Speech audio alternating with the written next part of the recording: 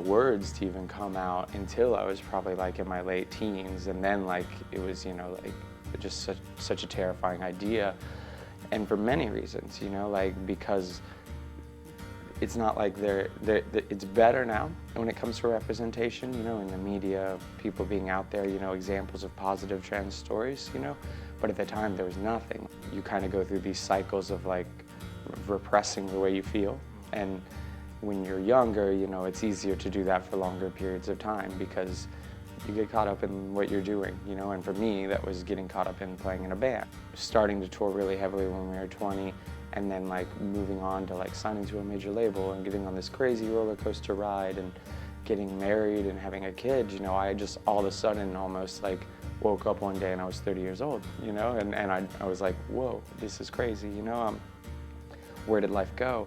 I still feel like all the ways that I felt when I was 5 years old. So I just realized that it was either like confront and deal with the way I felt or kill myself, you know? They all had power in their own way, and really like the impact it had on me when there was less of it, you know, even when it was smaller, like reading about Renee Richards in a magazine where it was like maybe a paragraph. It was like a sports magazine, like that just mentioned like, you know, a transsexual, transgender tennis player or something like that, you know, and that was it. Those are so impactful, you know, and I was probably like 11 or 12 years old when I read that and I still remember it, you know.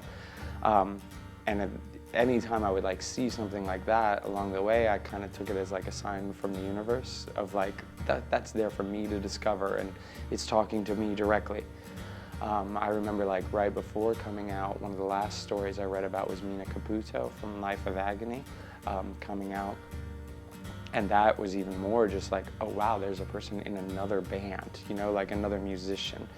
And that was extremely powerful for me. Like media these days is much more of a level playing field where like people who are, you know, like work at a restaurant in Toronto that I follow on Twitter but have never met, you know, like they have an impact on me just as much as like a TV star like Laverne Cox does, you know, but all of it is just as meaningful, and to see it happening out there in the world today is just like phenomenal.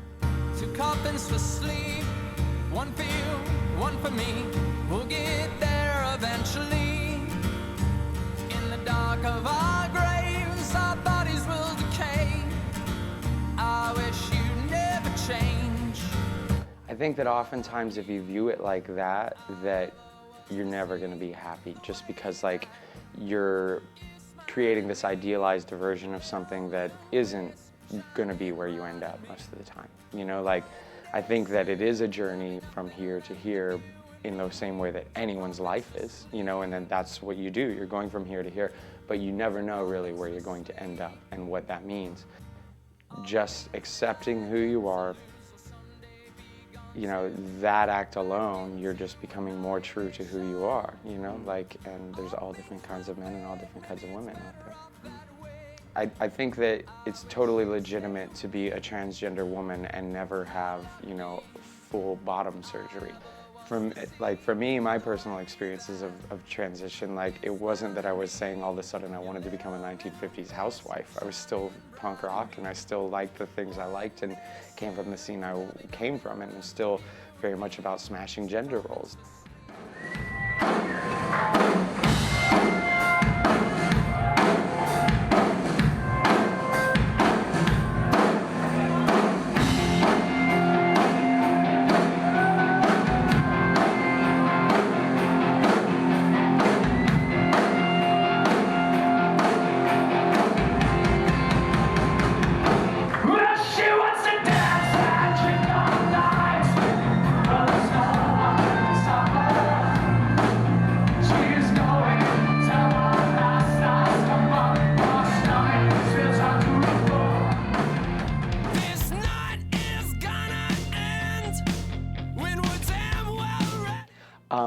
You know, really the support has come from the trans community, and specifically the community like online, you know, through things like Twitter, Instagram, Facebook and stuff like that.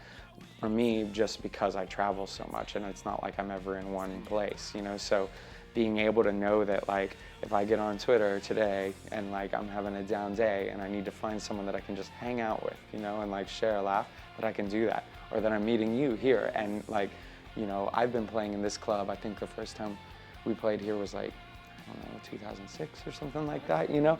And then I could have never imagined, you know, that I'd be doing an interview about this, giving these answers, you know, talking openly about things that were so secret to me at the time. That's so inspiring, you know, and like that gives me like what I need to kind of keep going. Yeah, you know, you realize like the possibilities for change, and that you may think life is going to end up one way, but you have no idea, you know? She knows what they're thinking. She keeps on working for that minimum. If I watch like a music video we made when I was like 26 years old or something like that, I look at me and I'm like, oh, you're trying so hard. You know, like you're trying to be this person that you clearly are not. And it's so sad, you know, like that's like, if I had to choose one regret that I had, it's that I spent so much time like, you know, being miserable. If I were to have come out, or again, not that I like even knew that it was a possibility when I was like 14 years old. Like I didn't know you could transition. So it's hard to say like, I could go back in time and say transition, you know, or something like that. Like, and I think that the times would have been less accepting of things, you know, but nonetheless, if I would have known then what I know now, I would have been a lot happier. Thank you. Yeah, my pleasure. Thank you. You're still filming, right? Still filming? Okay, I've been sleeping on a nightliner bus. I didn't have a chance to put on makeup or anything like that. I need a shower really badly, but thanks for the interview.